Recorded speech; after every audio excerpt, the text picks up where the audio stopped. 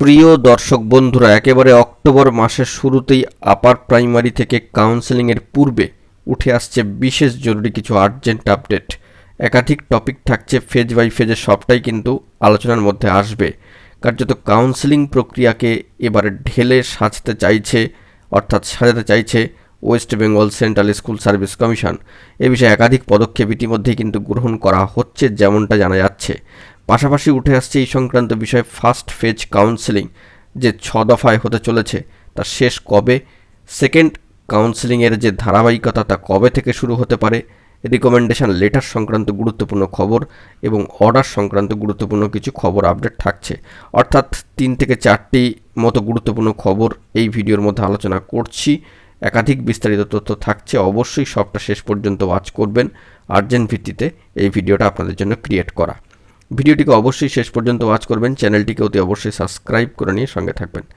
চলুন একদম কথাবার্তা না বাড়িয়ে মূল টপিকে ফোকাস করে সম্পূর্ণ বিষয়টিকে জেনে নিই।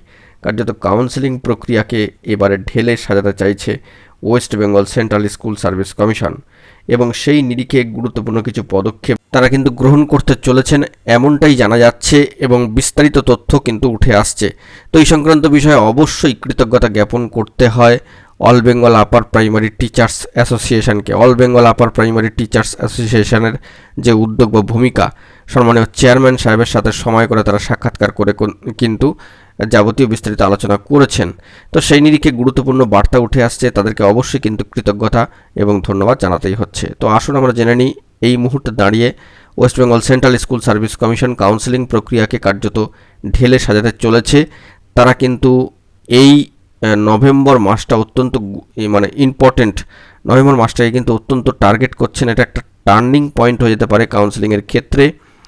তো সেই দিক থেকে দাঁড়িয়ে কাউন্সেলিং প্রক্রিয়াকে ঢেলে সাজানোর ক্ষেত্রে কাউন্সেলিং যে ডে বাই ডে হবে বা যে ডেটে এটা হবে, সেক্ষেত্রে ডে বাই ডেতে অর্থাৎ ওই দিনের কাউন্সেলিং শেষে কোন সাবজেক্ট কোন ক্যাটাগরিতে কোন স্কুল ব্লকড হচ্ছে, কোন স্কুল খালি থেকে যাচ্ছে, কত সিট থাকছে কোন সাবজেক্ট কোন ক্যাটাগরিতে, তা কিন্তু দিয়ে দিতে পারে একেবারে সরাসরি ওয়েবসাইটে ডে বাই ডের কাউন্সেলিং প্রসিডিওর শেষে। এটা কিন্তু অত্যন্ত গুরুত্বপূর্ণ একটা বলা যেতে পারে পদক্ষেপ। যদি এই ধরনের কাজ কমিশন করে থাকেন তবে অবশ্যই করবেন, যদি করেন তবে কিন্তু সাধুবাদ তাদেরকে জানাতেই হবে, কারণ এক্ষেত্রে অনেক প্রার্থীরা কিন্তু উপকৃত হবেন। অর্থাৎ যেদিন কাউন্সেলিং হচ্ছে, তো সেক্ষেত্রে সেই কাউন্সেলিং শেষে ডে টু ডে যদি বা ডে বাই ডে যদি কোন সাবজেক্ট কোন ক্যাটাগরিতে কত সিট থেকে যাচ্ছে, কত সিট পড়ে আছে, কত সিট ব্লক হলো, কোন স্কুলটা ব্লক হলো, কোন স্কুলটা থেকে গেল, ফাঁকা থেকে গেল, এই সংক্রান্ত বিষয়ে তথ্য সরাসরি ওয়েবসাইটে তারা আপলোডেড করে দেন West Bengal central school service commission, তবে কিন্তু অবশ্যই ভালো হয় চাকরি প্রার্থীর কাছে যারা কাউন্সেলিং প্রসিডিওরে অংশগ্রহণ করছেন এবং বাকিদের ক্ষেত্রেও সমস্তটাই সবার সামনে থাকবে, সমস্ত বিষয়টি কিন্তু স্পষ্ট থাকবে, অনেকের ক্ষেত্রে উপকার হবে। তো এমনটাই বার্তাও কিন্তু উঠে এসেছে all Bengal upper primary teachers অ্যাসোসিয়েশনের তরফ থেকে। এবং কাউন্সেলিং প্রক্রিয়ার ক্ষেত্রে যে ঢেলে সাজানোর বিষয়, সেক্ষেত্রে নভেম্বর মাসের একটা বড়সড় খবর আপডেট। নভেম্বর মাস যেহেতু টার্নিং পয়েন্ট হতে চলেছে, সেখানে কিন্তু যে কাউন্সেলিং প্রসিডিওর, সেখানে যদি কোনো প্রার্থীর কোনো বিশেষ দরকারি কাজ পড়ে যায়, অর্থাৎ ডাক্তার দেখানো কিংবা অসুস্থতা কিংবা বিয়ে পারপাস, সেক্ষেত্রে এগুলো তো খুব ভ্যালুয়েবল কাজ জীবনের ক্ষেত্রে এবং বলা যেতে পারে মানব জীবনের অত্যন্ত গুরুত্বপূর্ণ ইম্পর্টেন্ট কাজ। অসুস্থতা তো বলে কয়ে আসবে না, কিংবা অসুস্থতার জন্য চিকিৎসাও করাতেও যেতে হতে পারে, কিংবা আবার বিয়েরও ব্যাপার থাকতে পারে। তো এই নভেম্বর মাস জুড়ে যদি এরকম কিছু ক্ষেত্রে দেখা যায়, তবে তাদের ক্ষেত্রে তারা কিন্তু রিপ্রেজেন্টেটিভ, তাদের নিজস্ব প্রতিনিধি পাঠাতে পারেন নির্দিষ্ট প্রসিডিওরে। এই বিষয়টা কিন্তু কমিশনের মাথায় থাকবে। কমিশনকে এমনও বার্তা কিন্তু দেওয়া হয়েছে এবং সেরকমই বার্তা কিন্তু উঠে এসেছে রিপ্লাই হিসাবে। তো সেই বিষয়টি কিন্তু লক্ষ্য করা হবে বা গুরুত্ব দেওয়া হতে পারে। তো যে প্রশ্নটা প্রথমে উঠে আসছে যে ফার্স্ট ফেজ এই কাউন্সেলিং শেষ কবে হচ্ছে, তো প্রথম পর্যায়ের যে কাউন্সেলিং প্রসিডিওর তা কিন্তু নভেম্বরের মধ্যেই শেষ হবে, এমনই একটি জোরালো বার্তা উঠে এসেছে। এবং সেক্ষেত্রে যে সর্বোপরি 500 থেকে 600 প্লাস ক্যান্ডিডেটের কাউন্সেলিং কিন্তু হয়ে যেতে পারে। তো সেরকম বার্তা কিন্তু উঠে আসছে। অর্থাৎ ফার্স্ট ফেজ কাউন্সেলিং কবে শেষ হবে সেই বিষয়টিকে যদি মাসের হিসাবে নিয়ে আসা যায়, তবে কিন্তু সেটা কিন্তু নভেম্বর মাসের মধ্যেই শেষ হয়ে যেতে পারে বা যাবে, এমনই কিন্তু বার্তা উঠে এসেছে, খুব জোরালো বার্তা, যে নভেম্বর মাসের মধ্যেও কিন্তু সেটি কমপ্লিট হয়ে যেতে পারে। তবে সেক্ষেত্রে নভেম্বর থেকে ডিসেম্বর ফার্স্ট উইক পর্যন্ত যাবে কিনা সেটাও দেখার বিষয়। তবে এই যে মাসটা উল্লেখ করা হচ্ছে এর মধ্যেই মোটামুটিভাবে বিষয়টি থাকবে, 500 থেকে 600 প্লাস কিন্তু কাউন্সেলিং হয়ে যেতে পারে।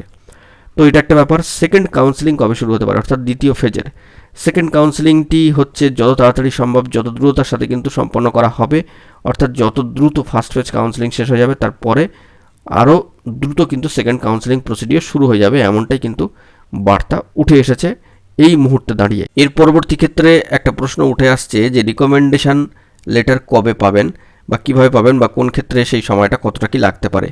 তো রিকমেন্ডেশনের ক্ষেত্রে ধরুন আপনার আজকে যদি কাউন্সেলিং হয়ে গিয়ে থাকে তবে 1 থেকে 2 কিংবা সর্বোচ্চ 3টে দিনের মাথায় কিন্তু সেই রিকমেন্ডেশন পাঠিয়ে দেওয়া হবে, এরকমই কিন্তু বার্তা উঠে এসেছে আজকের ডেটে দাঁড়িয়ে একেবারে মাসের শুরুতে, অর্থাৎ অক্টোবর মাসের শুরুতেই যে রিকমেন্ডেশন লেটার পৌঁছাতে বা পেতে যে সময় ডিউরেশনটা বা টাইম ডিউরেশনটা বা দিনের যে ডিউরেশনটা সেটা কিন্তু যেদিন আপনার কাউন্সেলিং শেষ হবে সেখান থেকে 1, 2 বা সর্বোচ্চ 3 দিনের মধ্যে স্কুলে পাঠিয়ে দেওয়া হবে, এরকমই কিন্তু বার্তা রয়েছে রিকমেন্ডেশন লেটার পাঠানোর ক্ষেত্রে। তাই রিকমেন্ডেশন লেটার পাঠানো নিয়ে দুশ্চিন্তা করার কোনো জায়গা নেই, অবশ্যই এই বিষয়টাকে কিন্তু মাথায় রাখতে হবে। এবং এর পাশাপাশি আরেকটা বিষয় জানিয়ে দেওয়া দরকার যে রিকমেন্ডেশনের পরে জয়নিংয়ের ক্ষেত্রে কোনো অর্ডার কি লাগবে, জিও বা গভর্নমেন্ট কোনো অর্ডার। তো এক্ষেত্রে যেটা জানা গেছে না, কোনো জয়নিং করার জন্য কোনো রিকমেন্ডেশনের পরে জয়নিংয়ের জন্য কোনো গভর্নমেন্ট অর্ডার বা জিও কিন্তু লাগবে না। এক্ষেত্রে প্রসিডিওরটা 7 থেকে 10 দিন হয়তো সময় লাগতে পারে এই প্রসেসটা কমপ্লিট হতে, বা এই প্রসেসটা চলমান রেখে 7 থেকে 10 দিনের মধ্যেই জয়নিং প্রসিডিওরটা হয়ে যেতে পারে, এরকম একটি বার্তা কিন্তু উঠে আসছে। তো সার্বিকভাবে দেখতে গেলে all Bengal upper primary teachers অ্যাসোসিয়েশনের সম্মানীয় চেয়ারম্যান সাহেবের সাথে সময় বের করে যে মূল্যবান সাক্ষাৎকার পর্ব সেরেছেন, সেই নিরিখে বিশেষ কিছু আপডেট উঠে আসছে যা আপনাদের কিন্তু অবশ্যই জেনে রাখার প্রয়োজনীয়তা রয়েছে। কারণ এই ক্ষেত্রে এই বিষয়গুলিকে ফলো আপ করা হতেও পারে বা হবেও হয়তো ভবিষ্যতে।